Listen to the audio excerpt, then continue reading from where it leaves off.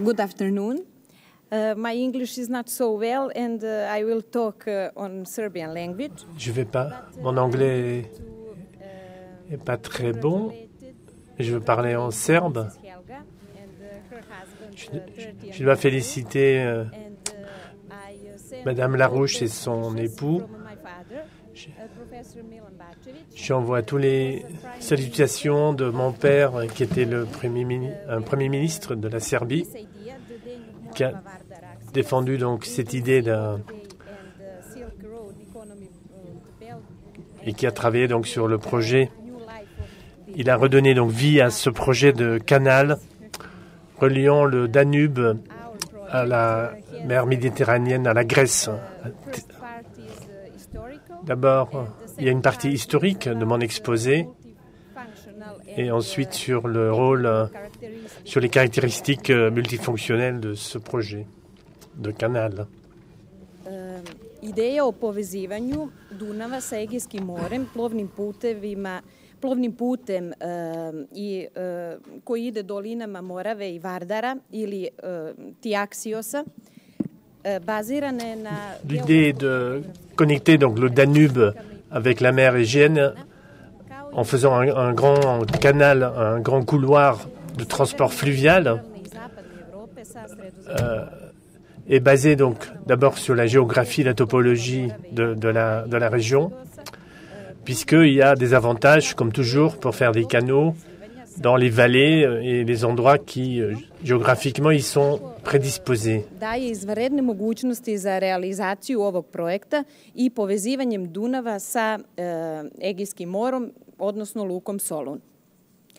Ideja je jako stara i prvi... L'importance de ce projet était reconnue déjà en 1841, quand le sujet a été défendu publiquement, notamment pour les convois postaux qui devaient relier donc Koprivlja avec le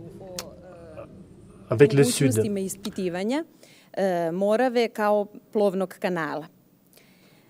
Nakon nekoliko godina formirano je francusko-srpsko parobrojstvo. Le journal serbe disait que la Moravie doit être mesurée par son potentiel en transport fluvial. Après, on a fondé une société franco-serbe de navigation qui a fonctionné pendant 20 ans, entre 1844 et 1864. Et cette société a organisé, donc, y compris les transports sur le Danube, sur la Sava et la Morava, qui sont donc les trois rivières qu'il faut mettre en connexion. Dans cette période, c'était donc un projet très soutenu par la France à l'époque. U julu 1859. godine jedna francuska kompanija obratila se knezu... La compagnie française donc s'est adressée au prince Miloš Obrenović avec une demande d'avoir une licence de 30 ans pour gérer avec des bateaux à vapeur le trafic fluvial sur ce couloir. Bien que les Russes étaient très intéressés dans le droit de navigation sur cette rivière, le contrat a été signé avec les Français le 18 septembre 1860. La compagnie était intéressée de créer donc d'organiser ce commerce, cette navigation, et aussi donc de réguler les fleuves, notamment pour l'exploitation des mines de Dobre et de Majdanpek, aussi bien puisque ça complétait des projets ferroviaires. Les intérêts économiques de la société étaient tout d'abord donc les mines et la vente du sel français en Serbie, où et donc le compte, puisqu'il s'était pas compris dans le contrat a été résilié en 1864.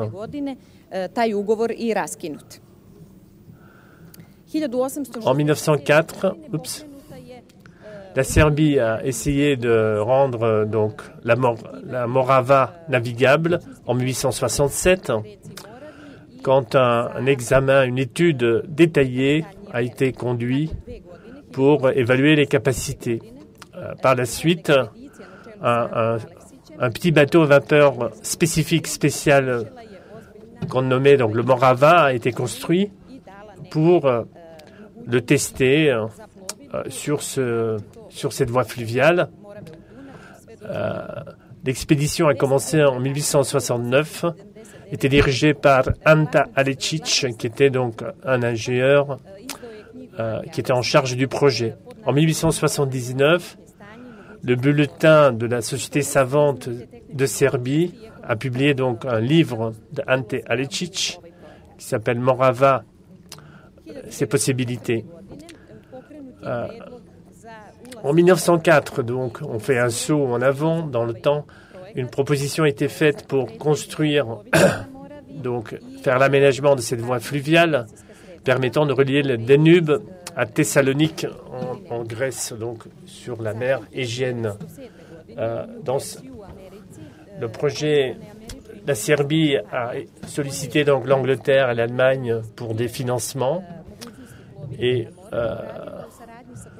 une société donc d'ingénieurs américaine en 1907 a été formée par Nikola Stamenković à la faculté technique de l'université de Belgrade, qui ont fait donc des études de faisabilité du projet. A sada gospodin Dragan Dučić, direktor Republičke agencije za prostorno planiranje. Hvala. Donc là, il présente le professeur Bajević. C'est une conférence à deux. Bonjour, chers amis. Parlons donc des temps, des choses plus récentes. Au début de 2013, Milan Bačević était le ministre de l'aménagement du territoire et des ressources naturelles de la Serbie, a de nouveau mis le projet donc sur la table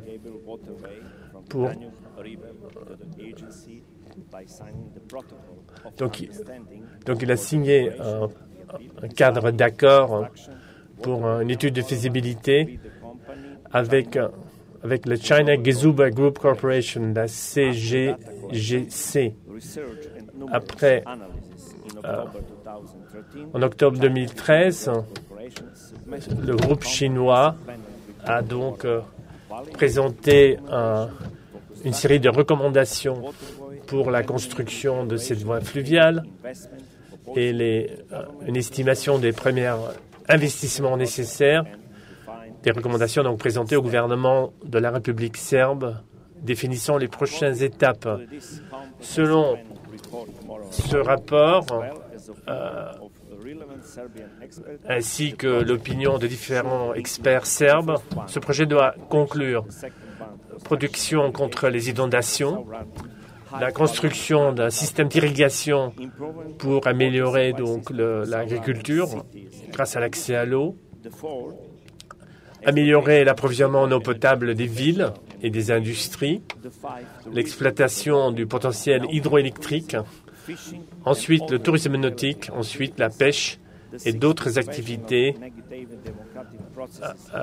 pour inverser donc la dépopulation, donc créer de l'activité permettant les populations de travailler sur place. Voici quelques définitions caractéristiques techniques du canal et possibilités.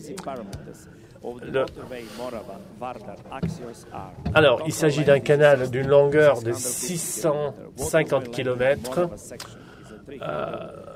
avec donc la section Morava qui fait 346 km. En Macédoine, c'est 275 km, donc la Vardar.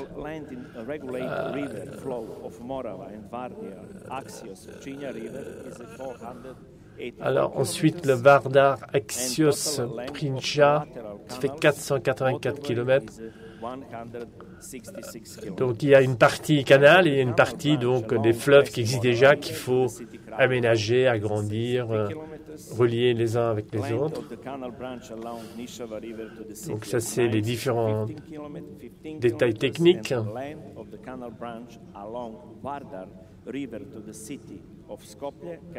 Donc après, il y a des entrées vers, par exemple, Skopje. Ah.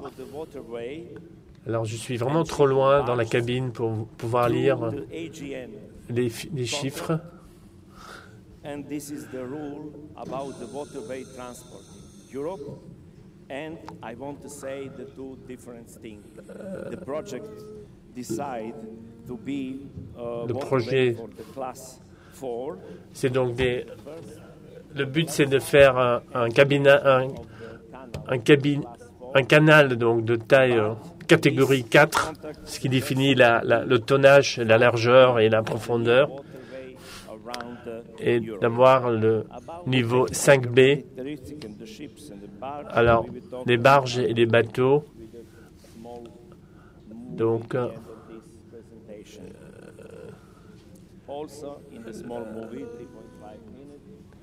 il y a un clip de 3 minutes et demie qui va montrer sur le canal. Il saute. Donc, comme vous avez pu voir, c'est un canal, c'est un couteau suisse. Ça sert à tout, irrigation, transport, production d'électricité. Alors, les problèmes et les suggestions, la capacité installée fournit 30% les barrages permettent de couvrir 30% des besoins.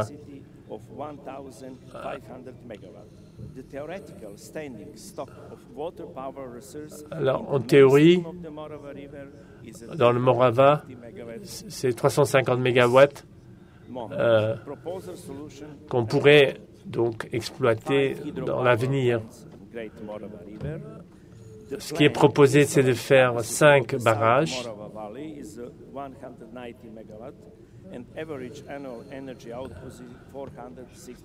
Donc là, il donne les détails, les chiffres que vous avez sur le tableau.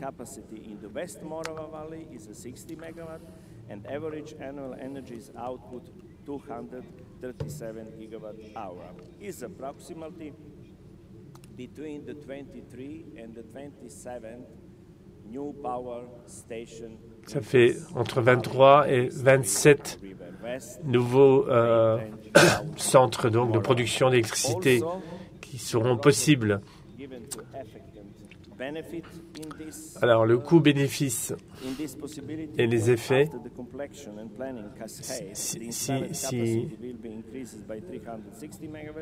donc c'est un accroissement de 360 mégawatts.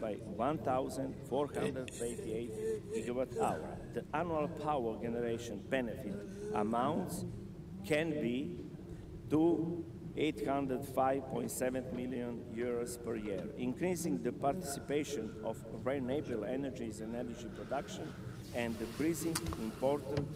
Donc c'est important évidemment pour la Serbie les quantités d'énergie qui pourront être générées grâce à cette voie fluviale. La protection par rapport aux inondations. Je tiens à rappeler que la Serbie a eu en mai d'énormes problèmes d'inondation et que des rivières comme le Morava occidental, etc., ont été inondées, plusieurs milliers d'hectares donc, de terrain. Ça a détruit des villes, des villages, des industries. Et le total des dommages, là vous voyez sur la photo, en 2014, c'est 1 milliard d'euros de dégâts. Donc, alors pour mieux gérer donc, ces crues des rivières, that the length of the accomplishment embankment project will be 212 kilometers, and this the new embankment will be protected. Donc autour du fleuve, il y aura 212 kilomètres de terrain donc aménagé avec l'aménagement des fleuves, permettant justement la protection contre les inondations.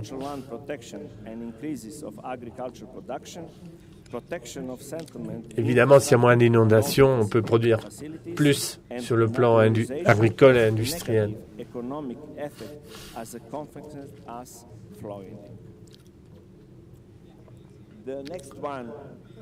Concernant donc l'approvisionnement en eau douce pour les villes et les industries, là, de nouveau, donc, il donne des chiffres. Donc, il montre l'état actuel.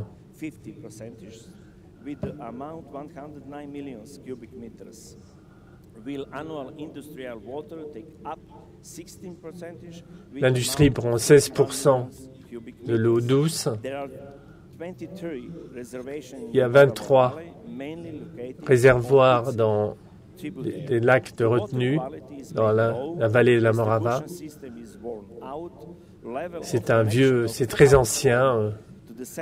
Le système, ça doit être complètement rénové.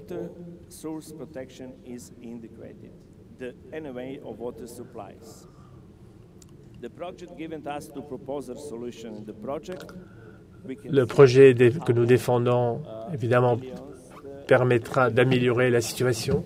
C'est la partie centrale de son slide.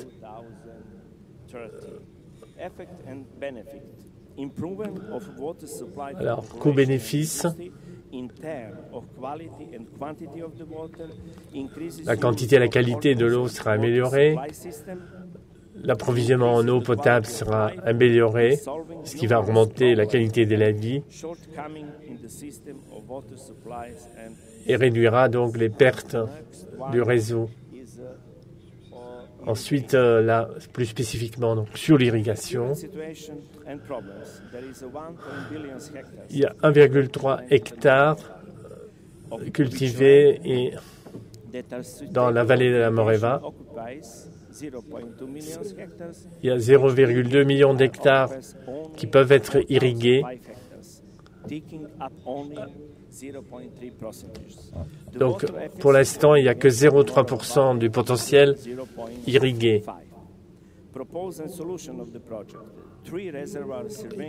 Ce qui est proposé, c'est la création de 3 lacs de retenue pour l'irrigation dans le sud de la vallée de la Morava.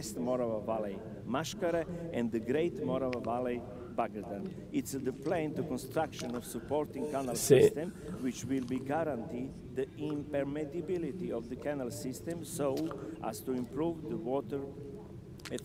évidemment, pour l'irrigation, il faut aussi construire des canaux d'irrigation spécifiques qui seront reliés donc.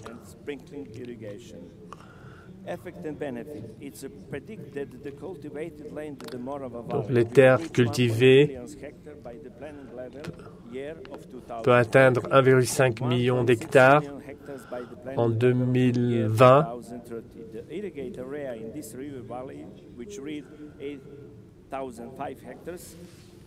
By the planning level year 2020 and 40,005 hectares by the planning level year 2030. It's the plan that the water efficiency of irrigation will reach 0.6 2020 to 0.7 in 2000. Donc voilà, il donne les chiffres de l'amélioration de l'irrigation en qualité et en quantité. Ensuite, ce qu'il appelle la protection des ressources en eau.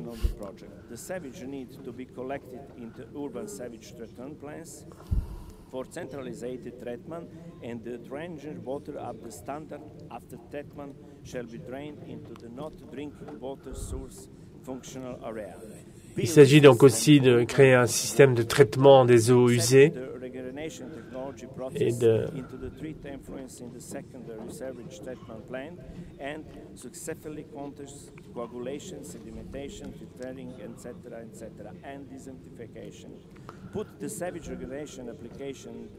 donc il décrit tous les procédés industriels et permettant le retraitement des eaux usées. Expand the forest area, development of ecological agriculture, and develop a network of water quality monitoring system. effect and benefit about the part of the water protection. This project is preservation of water quality, preservation. Il s'agit donc de préserver la qualité de l'eau, réduire la pollution de l'agriculture et de l'industrie. Alors, dernier volet du projet, c'est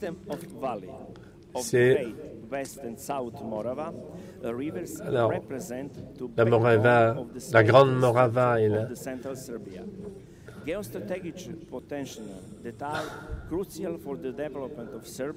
Évidemment, ça représente un potentiel géostratégique pour la Serbie, vu le nombre de populations qui sont là-bas. Le bassin de la Morava couvre 42% de la Serbie, où il y a 3 millions d'habitants. Et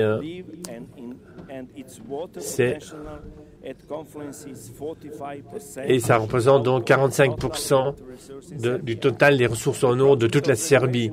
Le projet de la régulation de la Morava, du bassin de la Morava, et la construction de la voie fluviale reliant donc le Danube avec la mer Égène est compatible avec les tendances de la société moderne, relier des pays entre eux, tout en préservant les ressources en eau. Selon les données fournies par le Forum du développement de l'Europe centrale, en 2025, les 2 tiers de l'humanité vont souffrir de pénurie d'eau.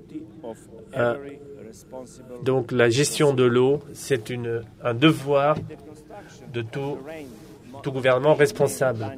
En construisant donc cette liaison, le Danube confirme son rôle en tant qu'épine dorsale reliant donc tout le nord de l'Europe avec la mer Noire, c'est-à-dire le port de Rotterdam et d'Anvers avec Constanta en Roumanie. Ceci crée donc un chemin, un corridor d'échange entre l'Europe du Nord et le Moyen et l'Extrême-Orient.